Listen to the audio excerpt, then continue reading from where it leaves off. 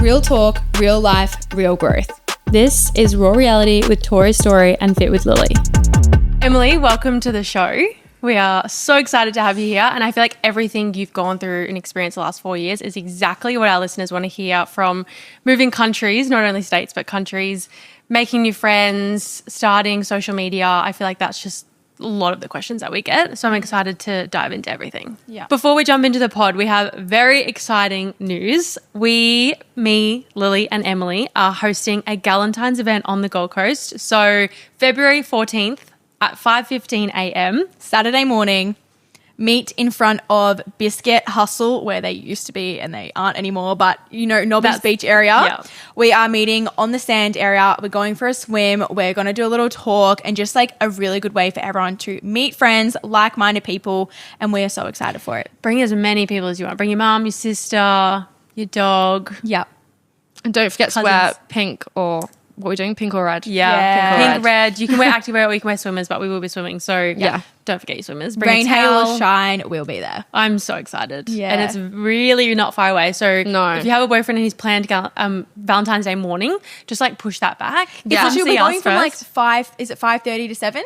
Yeah, 5:15 Yeah, to 5:15 to 7. Then go out for breakfast after with them. Yeah. Like, you know, Come, you've got the whole girls day first. with them. Girls first. We'll put you in a good mood. Yeah, there'll be Oxy Shred, there'll be goodies that you guys can take home, and we are so excited. So we'll see you there. Yes. Okay, so we're going to start this year with a question that we're going to ask every single one of our guests, and you get to have first go at it. So our question is, what's one mindset shift that would have changed everything if you had learned it earlier?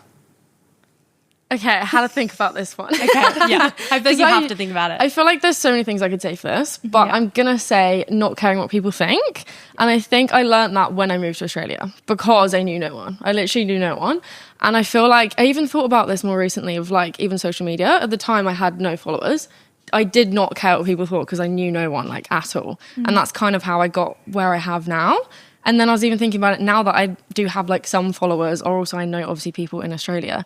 You overthink things, and then I'm like, I need to go back to what I thought at the beginning. That's why I even got where I was now. So I think, not caring what people think. And also people always say this, but when you get to the place, then people are like, oh, how did you do it? But obviously you have to do it in the first place. Yeah.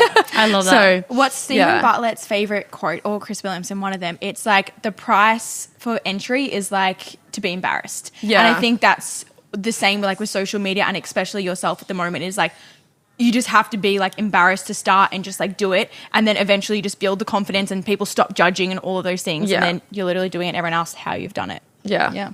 So let's get straight into it. You moved from England to Australia. Why? What brought that on? So Let's dive in. Yeah. The actual reason is my ex moved here like 5 years ago, and I came out to see him for like a month. So it was a holiday. I was only planning on coming for a holiday for a month.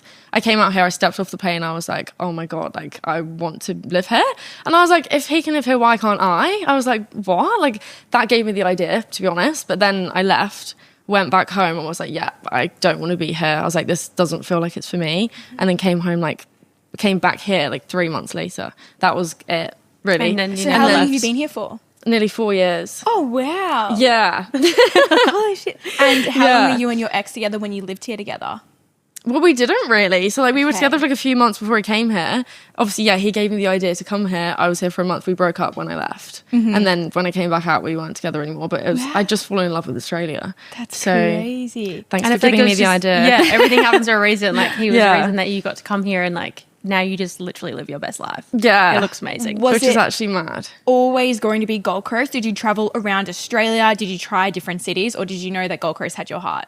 I feel like I knew straight away. Like, Yeah. this was the first place I came. Yeah. And I've been everywhere. And then I've always come back here. That's like yeah. always. I've literally did the whole East Coast from Cairns down to Sydney. And then I've done Darwin even because I had to do 88 days. I don't know if you know about 'Cause of your visas visa? and everything. Yes. Yeah.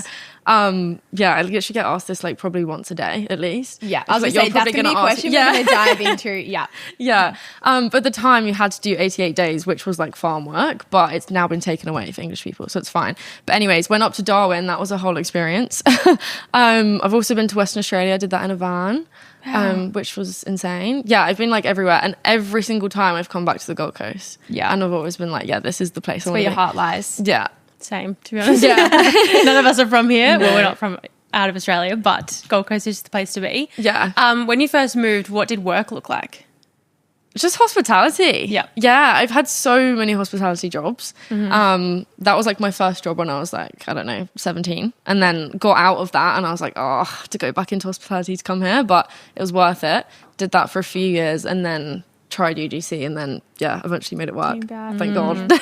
We will dive into that. Yeah. What was your reasoning, but like when you came back and you're like, that's not really for me, Australia's not my place, like England's my home, what kind of switched in your mind to be like, actually, I really like Australia, like I want to head back there? Wait, do you mean the other way around? Because you said Or that like- you came here, then you left and you're like, oh, like not really for me, and then you've come back again.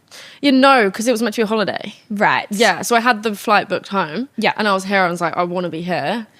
Got the flight home and I was like, nah, don't want to be there, and came back here. Yeah. I knew like instantly, I feel like. I don't know if that's crazy, but I feel like surely everyone's the same. Yeah. Olivia. yeah, literally. Yeah. And we talk about it all the time, but the lifestyle here is unbeatable. And I remember we went to London in 2023 and I initially had gone into London being like, I would love to come back and do a 3-month stint. Yeah. And then after we were there for like 5 days, I was like, this is not it. No. Like it was just like Melbourne. Like it just felt dark and gloomy. And I mean, all we went to was London. But I was just like, I need the beach. I need sun. I need the fitness lifestyle. Yeah, and I it's feel like that's very just different. not over there as much. Yeah. And I I'm feel like sure so some many, parts are. I feel like it's maybe changed a bit since I've been there. It's Yeah. like it's been a whole 4 years. Yeah. But yeah, like the winter in England is hard. Like it is. Like the summer is fun, but it's like 3 weeks, like of it being Yeah. like really hot. Like yeah. 3 weeks, that's wild. crazy. Maybe not quite 3 weeks, but like you know what I mean. And Like, not it's like just that here. No. Whereas here, like our summer's kind of all year round. Like Yeah. we get a pretty warm winter compared to like the rest of Australia. Yeah. It's hardly winter here. It's so good. Yeah. I know, it's good. So what would you say your expectation versus reality was when moving to Australia? Was it everything that you expected? Was it almost like a reality check? How did you find the process? Wow, good question. I feel like it was everything I hoped it to be. It was obviously like parts of it are hard, like finding a house and like all of that stuff, like finding a job. Like jobs here are quite different in hospitality. Like you get a job and then you don't get the hours 1 week because there's no like work for you, like stuff like that. When you first move over, it is hard. I didn't experience that. Like we have contracts and they give you the hours whether you're just standing there or not, really. Like it's quite different. And also you're just like a number in hospitality. Like that was hard. Obviously my job now is different because you're actually getting paid for what you do, not how long it took you to do it. So did you find Australia was more kind of focused on like the money and saving themselves rather than the actual, I don't know, employee themselves in comparison to London? In hospitality, yeah. Maybe that's just my experience. Yeah. No, that's good to know. But I've had so many hospitality jobs here. Yeah. Favorite's definitely the Tropic. I don't know if I told you that. I feel like but that was yeah. just been vibey. Yeah, it was so nice. Like imagine that view. Like Yeah. that to me was like insane. Like Especially actually- coming from London. Yeah, I made a few videos actually, like of me making cocktails, like with that as the view, and they went like crazy because everyone was like, "Wow!" Yeah. Like, I can imagine. yeah. In like the overall move, and I would say in the first couple of years, what would you say your biggest few challenges were with the move? Probably that, like jobs and stuff. And even like finding a house. Like I went traveling, obviously didn't have a house then, found one, had maybe like 6 weeks there, and then basically got told to move because I was like subleasing. Then had to stay with a friend for a few weeks, found a house and had to do my farm work. So I lost that house and then came back, couldn't find one. Like it took me like a year till I found the place I'm in now, and I've never left. Like I've Yeah, stayed you're like, there. I am saying, I am not moving. I feel like Yeah. that's good. When you find your spot, you're like, I'll stick. Yeah, to like it. on a proper lease, like rather than just Yeah. like subleasing with people, like that is hard.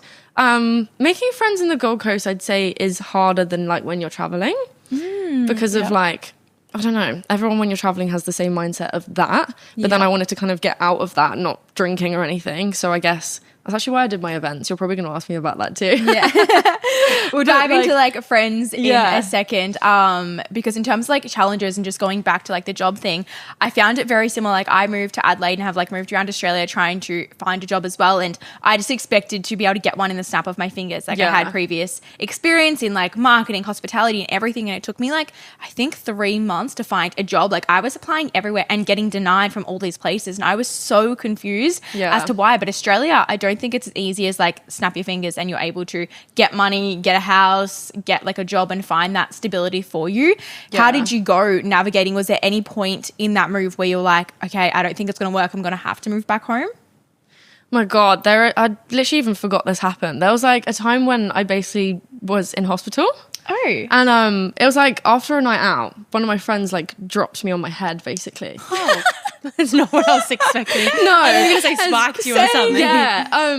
I never really even talk about this. This is like, if you look on my Instagram, there's like my story of how I got like where I was. And there's a photo of me in hospital and I've never shown the actual photo and I never will. Wow. Because it broke my front teeth. Oh. Yeah. And so you have like half of, gorgeous teeth. thanks. But like before I preferred them, like I had braces and everything. I was like, yeah, got perfect teeth. And then they literally got broken.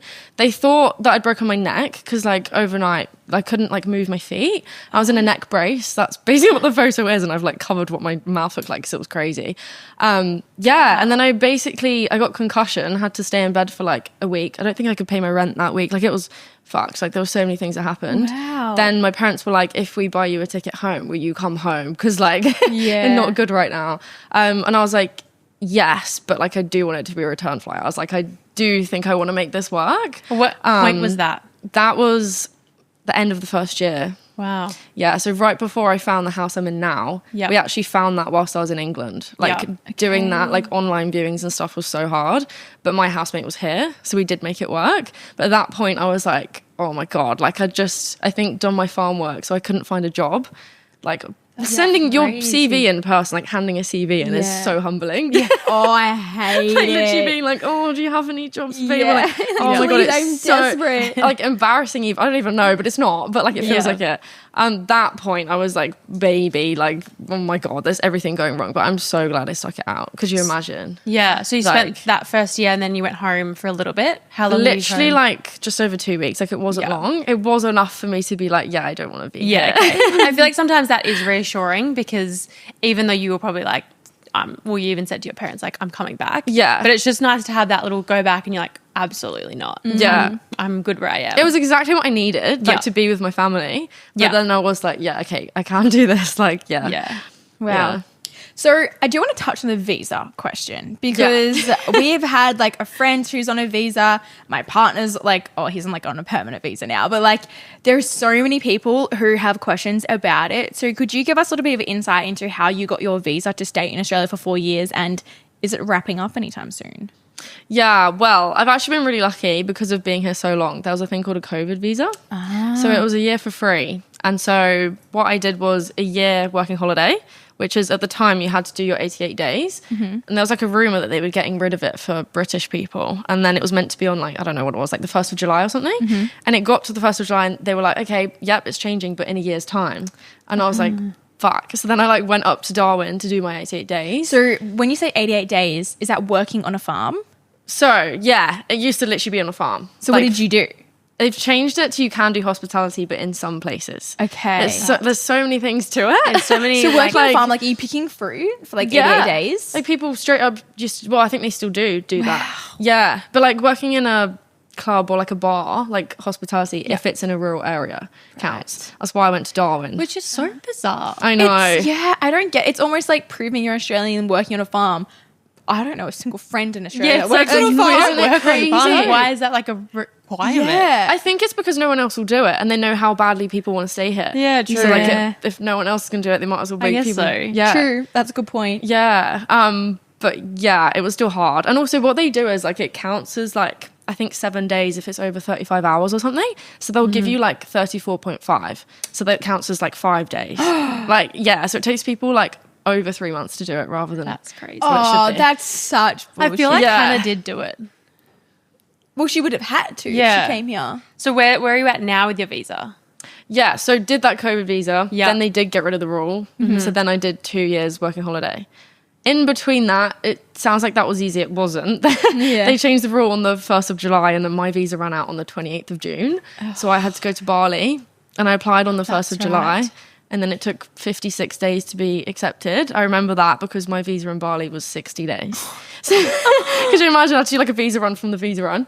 But I didn't. It did get accepted. I booked a flight straight back, and yeah, that's what happened. And then this time I kind of wanted to like push it out a bit. So like I knew it was going to be accepted, but I wanted to go back to Bali. So when it ended, went back to Bali for like 3 months. Yeah. Applied when I was there so that when I came back, I wasn't like wasting it. Yeah. It starts when you get back. Because Emily also knows Riley from Bali. Yes. They hung out in Bali. Yeah. How mad is that? Like I know. Everyone's linked. Wow. So what are you on right now? 1 year visa left? Working holiday visa, my last one. Yeah. So what happens? Like, do you... There is ways. Okay, good. But obviously You can't being leave now. self-employed, no, I can't. Yeah, Being self-employed makes it is harder. so hard. Yeah. I'm hoping to sponsor myself, but it's like a whole thing. Right. Basically have to have like a full-on established business and employ Australians and everything, which I'm hoping to do through coaching. Like I am at the point where I that's want exciting. to, but maybe not like, well, I'm at the point where I want to employ one person, maybe not like a whole. Yeah. And then you have to pay like, isn't it a decent amount of money for a sponsorship? Yeah. It's crazy. So much. Wow. Yeah. Thank It's God so I was chaotic. born here. There you go. That's all I have to say. It'll all be worth it. It will. Because then do you have to be here for how long till you get your permanent residency? I don't even know how long that visa is if I do sponsor myself. I think a few years. Yeah. If you get sponsored by like a company, it's definitely like at least 2 or 3 years. Yeah. I That's think what it's definitely happened to true. my partner. So he's from South Africa, and so is his whole family. Yeah. And he moved here when he was like 19, 20, but his family moved here when he was like 15, 16. Yeah. So Zoom, like his mum basically is like very high up in Zoom, and they sponsored her to move to Australia and her whole family. And then they just immediately got permanent residencies because of it, and because they were under 18, and I think Kay just somehow slot in there because under 21, under 25 or something. Yeah. So they become under the family. So he was just so lucky with the That's timing so of it and lucky. being able to move. Yeah. So good. Obviously, we know making friends is hard. And I feel like making friends in your 20s is extra difficult because people have established their groups, or like you said, in the Gold Coast, it was kind of a little bit harder. Because I do feel like Gold Coast is very much, I think, much easier than Sydney or Melbourne, personally. But everyone still has their cliques, I would say. Yeah. How do you feel like you went within that? Like, how would you say you put yourself out there and make friends? I feel like the gym has been where I've met most people, and then I've met like friends of friends. I got very lucky who I first lived with. We clicked like straight away, and then I met like her friends and met their friends, and that's kind of just like how that happened. Did get lucky there, but I feel like you also do meet people that are in the same boat that are also on like working holiday visas, and you just like click with them. English people always like straight away you just get on. Like I don't really know what it is, but yeah. When you moved here, did you know a single soul? Well, my ex, but obviously we weren't talking. Yeah. So no. At least you just like kind of knew of someone. Yeah. Yeah. If you needed to reach out, you probably could have, but True. But everyone I Guess know you don't now need it. is people I've met here. Yeah. Like Wow. everyone. Yeah. So how did you make that first friend? Like, for any advice of someone moving, because that's the most common question we get is how do I make friends when I've moved states or I'm not like happy in my friendship group? Did you approach someone? Did they come to you? Obviously you trained at the gym. Was it like a fitness, like a group gym? Like where did you train? Yeah, like classes. Yeah. And I feel like just go out of your comfort zone and just do it and talk to someone. Yeah. And then they're actually probably more likely to like want to make friends too than you think. Like it's so awkward that first time, but once you've done it, you're like, okay, I'm glad I did that. Yeah. Just like go to everything as well. So if you have like one person you've met, you're like, they invite you to something, just go to it, and you don't know who else you're going to meet there. Maybe that first person you've met isn't going to end up being your best friend, but it like at least you've met other people. and you never know who makes through that person. Exactly, yeah. That's how it's been. It's not been like I've just straight up just met someone one day and then like, oh, besties. Yeah. But like you do just meet people through Yeah. other people. And I think that's what people get scared of is like the rejection piece of it because they're Yeah. like, well, what if they just say no? Well, then you go on to the well. next person. Yeah. Like I think if you go to the gym and you compliment someone's outfit or say, can you be my partner? Can you help, can you spot me or something? Yeah. I just think like people are so scared of that rejection that they don't even bother asking. Yeah. But it's the smallest things that could lead to a cool friendship. We always say you're literally in the exact same position into like whether you ask someone to catch up or you ask someone like what exercise you on or something like that, in comparison to not saying anything if the answer was no. Yeah. So like you're literally in the exact same spot whether you ask or whether you don't ask and the answer is no, or if they could say yes and you're one step forward. So it's like put yourself out there, a conversation happens, they're probably never going to remember it again if you embarrass yourself, which is literally never going to happen. But it's like you just got to try, and the more you do it, the more confident you get with it all as well. Yeah, for sure. Did you find yourself lonely at any point of moving to Australia? Yeah, I'd say yeah. Like I've really had to learn to be like good by myself. And I feel like that's actually one of the things I'm known for, being like good at that now. Definitely wasn't always the way, like for sure. How did you become good at being lonely? Like how, because obviously you came here, split with your ex, and I think that would have been a really hard time, almost like being internal with all of your thoughts and head noise. Was there anything that you had to implement to learn to be okay with your own company? Do things by yourself, like make plans by yourself. Like if someone doesn't want to go with you, like still go do it. You don't have to do it with people. Like I've gone solo traveling a lot, which I feel like has helped, because it's like you'll go somewhere, then you're like, oh, okay, well, you don't know anyone. What are you going to do? You're not going to sit inside your hotel. Like you are going to go do stuff by yourself.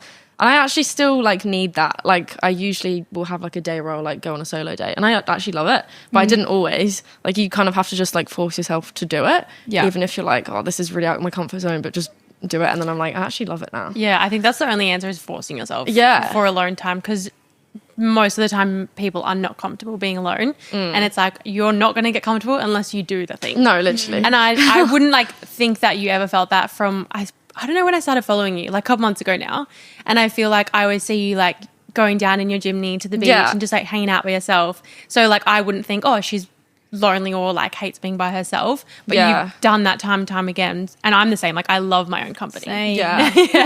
We all do. So it's like, but there were times where I absolutely did not and avoided being by myself at every cost. Nah, literally. I used to hate like nights. I used to say this to my friends. I'd be like, I'm fine. In the morning I can like do stuff by myself, go on walks, like, and then I'm like, what do I do at night? Like I think I was used to having a boyfriend, and so I'd be like, oh, you'd watch a movie together. I don't do that by myself. I was like, I hate this. Like, and my friend was like, my friend was like, why don't you like just run yourself a bath, like have a pamper night, girls night? You can't do that like so much when you have a boyfriend. Just like make the most of it and like love being by yourself. And I was like, okay, right, I'm gonna make a thing of this. And then I was like, wait, no, I actually love being by myself. And just experimenting with it. Like, do something different, whether it's a fortnight, weekly, monthly, but like booking that in, put it in your calendar. Say, I'm doing this on this date for myself, and stick to it. I think that's also when you form the best friendships, because you almost build up confidence within yourself, because you're like, oh, I can spend time by myself. I like myself, because it's not just negative self-talk when you are alone. Like you build that confidence internally.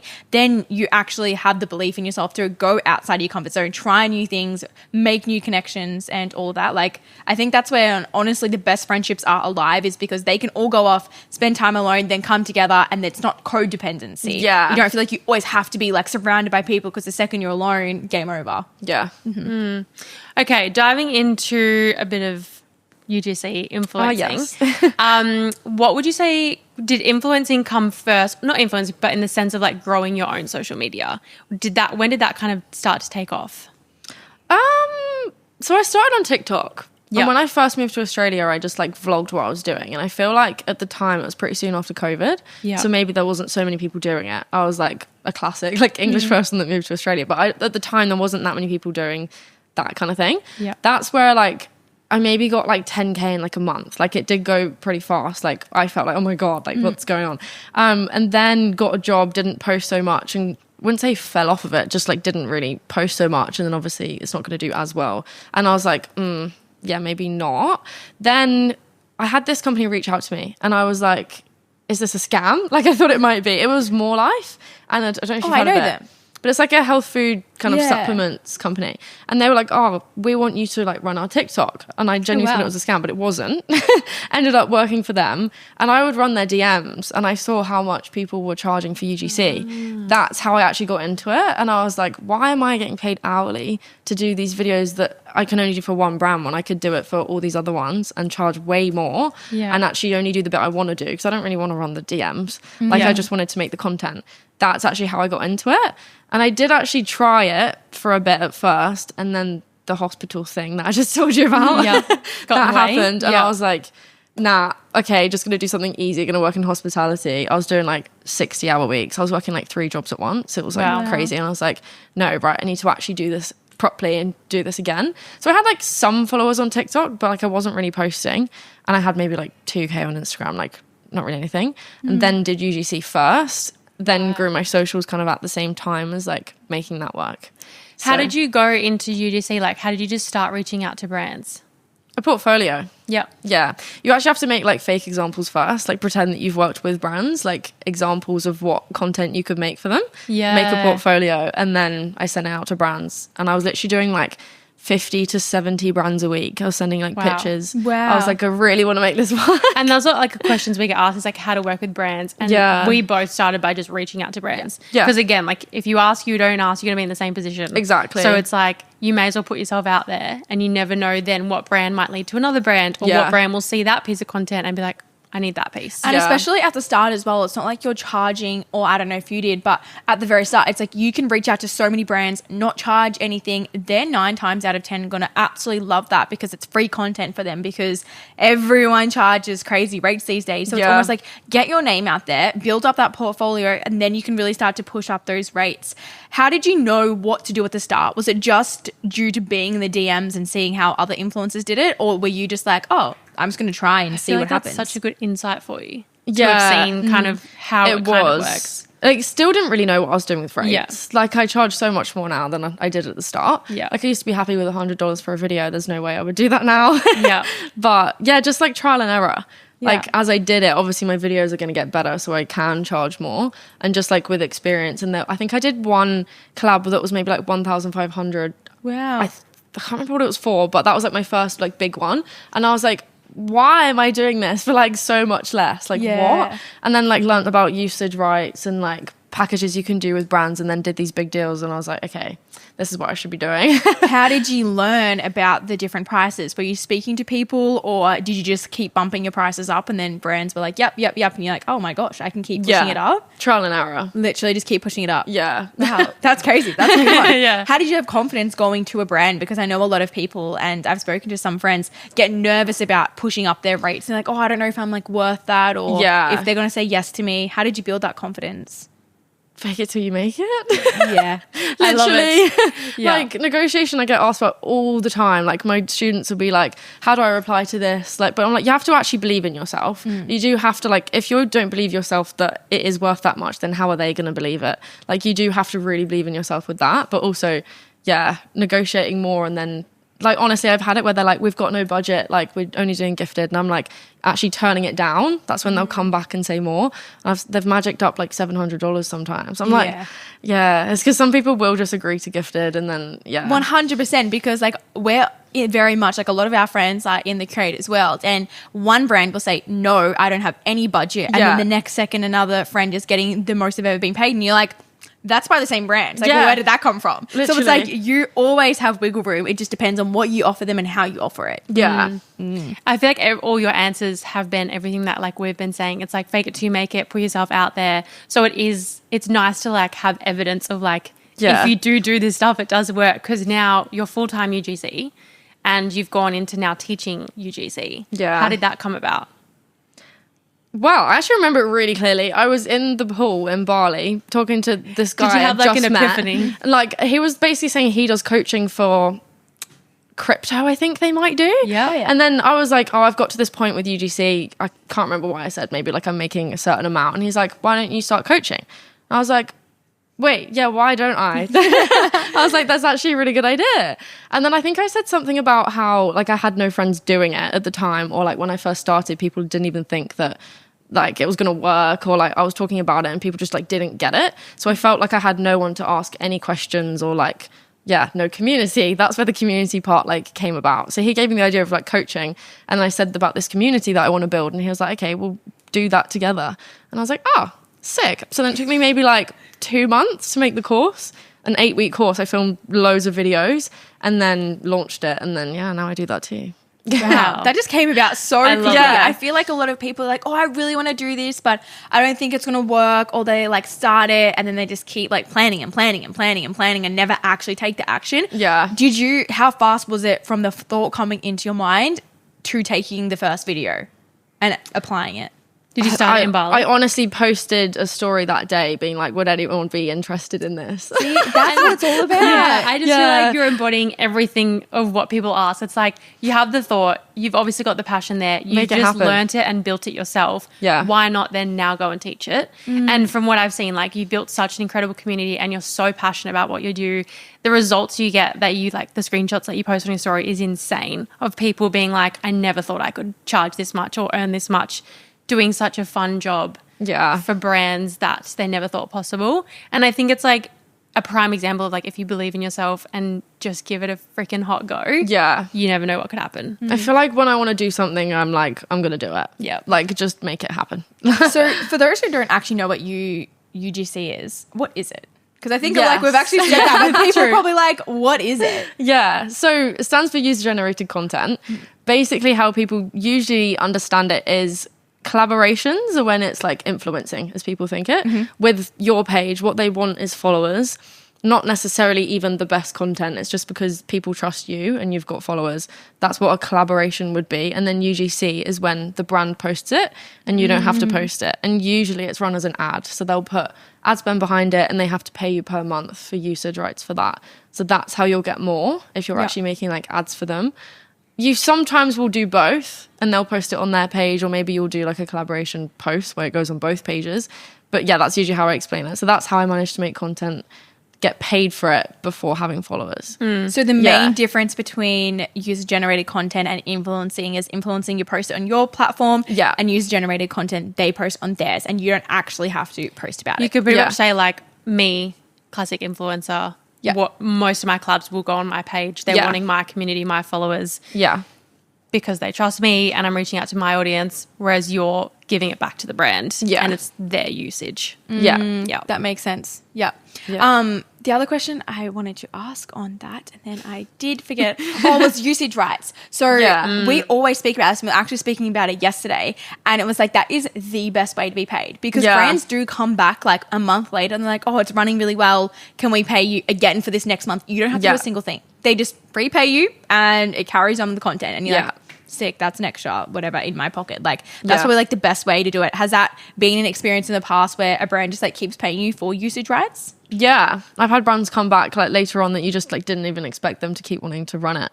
I've also had brands do it without asking, which is bad too. And sometimes it's hard to know because if you don't see the ad, you don't know that it's continued to be pushing. Yeah. And then you're like, oh, that's actually my content. Yeah, literally. And some brands a lot of brands actually love to get away with it and just use what they can. For sure. Which is really frustrating because it's like, actually, this is my job and I have bills to pay as well. Exactly. Have you found brands are quite delayed in their payments, or are you quite on top of that?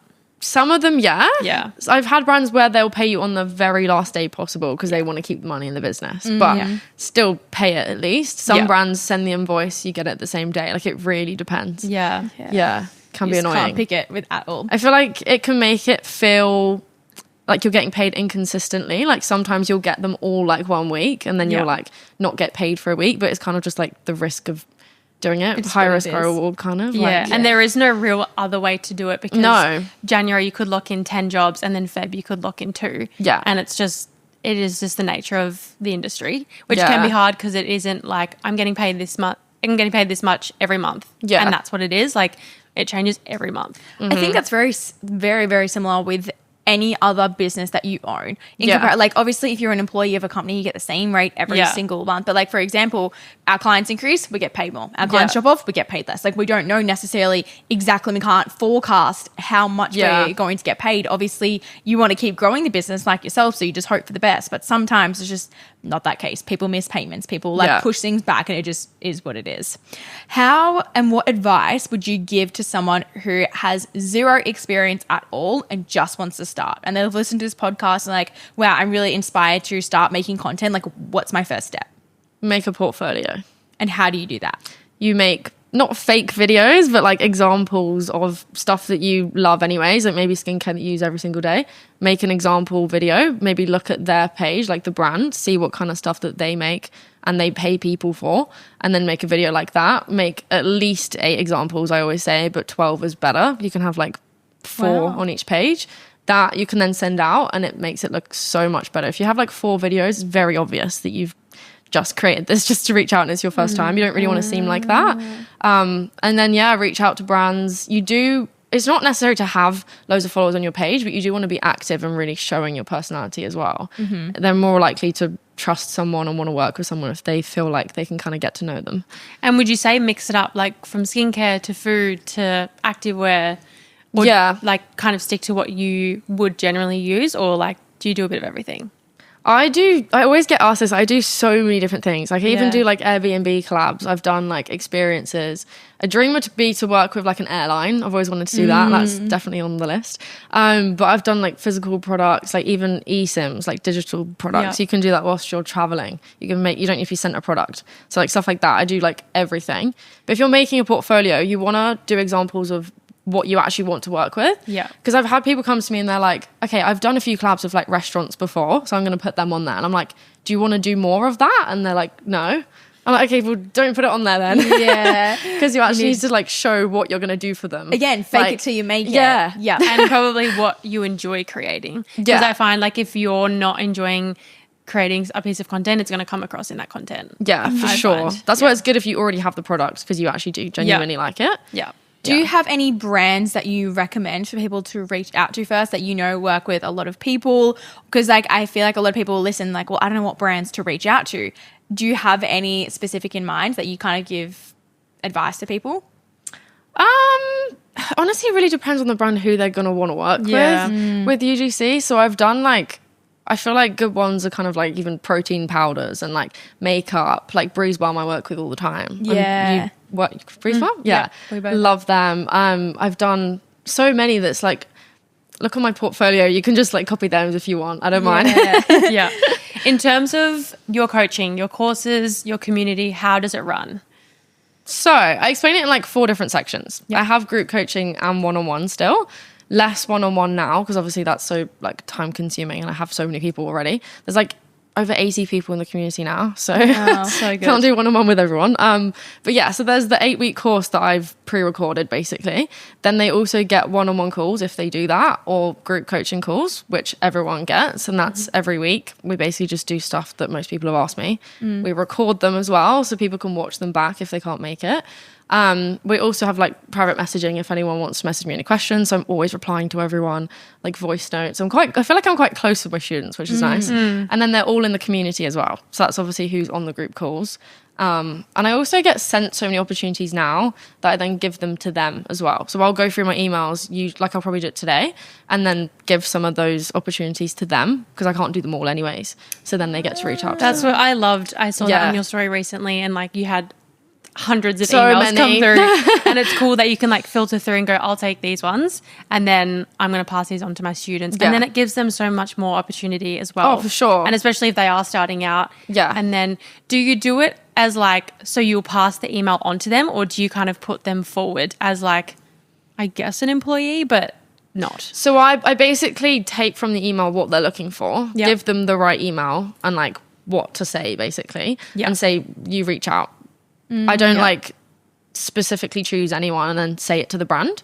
It's up to them. They can then pitch to them, but it's kind of just like applying for a job. So I just put what they need to know on there and then they can reach out. And people find it is obviously like you actually know who to even reach out to. And it's not just like reaching out to people that don't even want people. Like it's actually, you know, more likely to have success from it. And sending them in like prepared. They're sending their portfolio, they know what to say on the email, so the brand's receiving going, oh, like this is what we're looking for. How do you know that? Perfect. They usually do say they're part of my community because I'm like, that's going to give you a bit of an upper hand that they know that I've taught you like what and also to do. the brand will come back to you because they're like, oh, you know, we're getting these UGC creators come in from you and they're going to keep using you, which is really cool. I've even had brands have obviously seen that I do that and they'll be like, oh, we actually don't have the rate to pay you, but do you have students that maybe just starting that we want to give like work to? Wow. Can you post in the community? It's really cool. I've never seen. Yeah. I mean, there's probably people out there that do it, but I'm like, I just feel like you do it so well. Thanks. And it just looks fun. I want to be a part of the community. Talking about a community, I really feel like you have built yours up over the last few years, and you've just been so authentic to who you are, which has obviously really helped. How have you built up your community over the time and have such a like good, strong following with all of your girls? And I think, like I said, it's that authenticity point of view that people just like feel like they can relate to you. Yeah. Did you find that you actively tried to build it, or it just happened? No, I just feel like I'm just fully myself. Like, just when I think of a video, I film it. Like the other day I was like, oh, I've got this idea, I'm just gonna film it like straight away and then post it. Like I need a bit more of that. It was that whole like, don't overthink it. Like, and Yeah. that's why it did well in the first place. Like, just doing it and just, don't care what people think, just do it. I still think that no one follows me. Like, I'm not kidding. I literally made this like event in Sydney and then 250 people turned up. Yeah, I was insane. like, I thought maybe like 2 people were going to come. Oh my god, that's so what I feel cool. like with our podcast. I'm like, oh, like no everyone one's listens to- listening. and like that is like the everyone will come up to me, oh, listen to your podcast, listen to your podcast. I'm like, And then you get Wow. DMs Yeah. and it's like, this podcast changed my life. And you're like, wait, what? I'm just sitting in front of a microphone. No, Like, literally, what I've do you had mean? so many people come up to me recently. They're like, so cool. oh my God, you inspired me to move to Australia. Like, stuff It's like that. I'm like, there's no what? better feeling. Yeah. Honestly. Yeah, I actually prefer it when people come up to me as well. Like, I've had people message afterwards and be like, oh, I saw you. I I'm like, saw oh, you. I'm not scary, like, Yeah. at all. You should have just said something. I know. It feels like if you think of when you say your favorite influencer, it feels daunting. Yeah, But then so true. everyone feels the same in terms of like, just come say hey. Yeah. Yeah. Like, No, I love Love it. to have a chat. Although every time I'm like, oh, whoa, someone actually watches my videos. I know. Yeah, that's shit. Yeah. So It you is. do YouTube or only like a few? I've videos? posted 2 videos. She's dabbled. Yeah. Yeah, I was gonna say, I feel like you'd be really good at like long form content because like Yeah, people I would love love to get filming to it. know you, and that's how you truly build a community more than anything. Yeah. So that's this year's goal is to actually get consistent at that. Like, I have I think a few. you need an editor and then you Yeah. just film and then bang, bang, bang. Yeah. Because I feel like your content would be so cool. 100%. Oh my God. Just your life. Thanks, guys. For hyping her up. Yeah, I know. Oh my God, I need to do it. So overall, what do you feel like has been the biggest challenge for you in the last 4 years? Moving to Australia, what has been the one pivotal thing that has really taken you for that, like the hard run? Do you know what? Visas. Like, literally, imagine like building up this whole life for all these years, and then I'm like, oh my God, this year it's actually hit me that what? Like, I'm gonna have to keep fighting for like, I could go on a student visa for a few years, then you still have the problem, like it's just pushed back. It's just crazy. I'm also English, so like, why can't I just stay? Like, like literally. what? So if you like don't apply, don't do anything, you're obviously in the country, do they come find you? I actually don't know. You know, someone try. asked me that. Like, maybe. I think maybe when you actually try to leave, then that they'll obviously see it. 'Cause It'll you get scan- flagged. Yeah. Yeah. So But I don't know. Oh, right. So then you just get literally stuck in Australia. Or I don't she know. would Well, that probably would be get great. deported That's back to fine. But then, England. then they would like come to your house and like drag you out because you moved house. Yeah. They'll never find you. Which would But, you just yeah, wouldn't be I able to actually travel. don't know. But then you might not be able to post online because they'd probably find Everything's you. cancelled. It's you're at a group community and the police rock up You- and put you in a van. We need to take Emily. Yeah. I think you would just get like you couldn't travel if you did that. 'Cause Yeah, I don't know. Maybe you'd- they would try you'd find get you. scanned straight away. I think I you think. definitely have like 28 days where you like don't have to stress, because I had like a friend who by accident overstayed visa Yeah. and they left maybe like 12 days after it expired, and they would just gave him a warning. Like, that's not Yeah, that bad. okay. Yeah. But like, imagine, I don't know, they'd surely come find you. Especially like you're not doing bad things. You're I just trying to know. live your life. Yeah, interesting. What has been the biggest win? Like, what has been your most incredible experience and the most positive around living in Australia? Is building my community, it's still Australia, right? Yeah. Because I feel like that, and it's the most fulfilling thing like I've ever done, like teaching people and actually changing their lives, literally. Like, maybe it sounds dramatic, but it actually has, like, people being able to quit their jobs and doing what they actually love. That is even more fulfilling than doing the content myself. Wow. Yeah. I love that. In terms of your audience, is it majority Australian or is it kind of scattered? It's actually majority English and English that have moved to Australia. Yeah. So there's majority people here, but they're usually English that Yeah. have moved from England. Yeah. Okay. That's cool though. Yeah. And like, do you have a lot of students that are from England as well? Some. Yeah. Yeah. I feel like it's mainly people that are like my age have moved from, to be fair, anywhere in the world, moved to Australia because it's like relatable for them. Yeah. Like the Is stuff that I post. UGC popular in London as well? Yeah. It is. It's becoming a lot more popular. I've actually heard the influencer rates are a lot higher in London. I did hear that on a Yeah. podcast. Really? I think it was. It's giving hot It smart could have rich. been either Hot Smart Rich or no, she's American. Well, is in America. Yeah. Grace Beverly. Yeah. Interesting. She is killing it. Yeah. love Grace Beverly. Whereabouts in England are you from? Like 20 minutes west of London. Okay. Yeah, so pretty basically London. No matter what you said then, I would have been like, mm-hmm. Yeah. Yeah, totally. That's why I never say the place because people are like, yeah, I don't know where that is. That makes sense though. Yeah. And I do have like one last question. Have you felt like there's been like a mistake that you kind of wish that you didn't do or you didn't go through when you did move here, or like one thing that you would change and wish you knew earlier in like moving to Australia? Do you know what I'm glad I did? I'm glad I travelled the East Coast first and like found out where I actually wanted to stay. Yeah. Because I nearly didn't. But obviously I did actually do that. I'm glad I did that. I don't know whether I'd change anything, like even trying UGC for the first time and failing and then trying again. Like I learned so much from that. Yeah. So I actually don't think I would. No regrets. Great answer. Yeah. That's what we say. And it's like, even if you did change anything, it might change where you are today. Yeah, exactly. And yeah. yeah. If you Great had to answer. live one other place in Australia, where would it be?